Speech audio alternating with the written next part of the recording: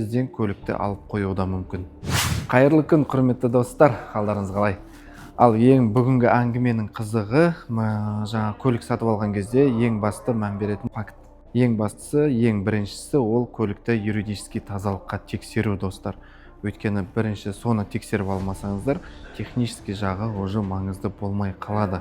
Өйткені кейін болашақта сіздер сататын болсаңыздар, немесе басқа да бір ақаулар жаңағы құжаттар жағынан шығатын болса, сізден көлікті алып қоюы да мүмкін. ВИН-код. Көп жерде бізде жаңағы халықта қалыптасқанда техпаспортты әкелеміз, терезедегі ВИН-кодқа қоямыз, тексереміз, салыстырамыз, бәрі жақсы екен деп ойлаймыз. Жоқ, достар, ол дұрыс емес. Міндетті түрде ВИН-кодты жаңағы кузовта, темірде орналасқан ВИН-кодты тексеру керек. Оны жай ғана тексермеу керек. Эндоскоппен арғы жағына дейін жаңағыдай ашып, либо болмаса камера тығып көру керек. Сосын талшынамермен тексеру керек. Беті кейбір жерлерде болады, әдейі жаңағыдай ескі сияқты вид жасап қояды. Ол деген не? Ол деген жаңағы вареный, сваркіленген жерлерді жасыру үшін.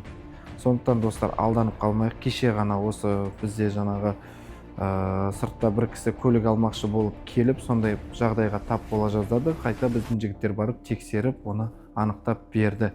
Сондықтан, достар, әр машинаны алардан алдын өзіңіз жеке барып алатын болсаңыз, мұқият тексеріңіз. Жаңағы американдық көліктер, конечно, ол исключение.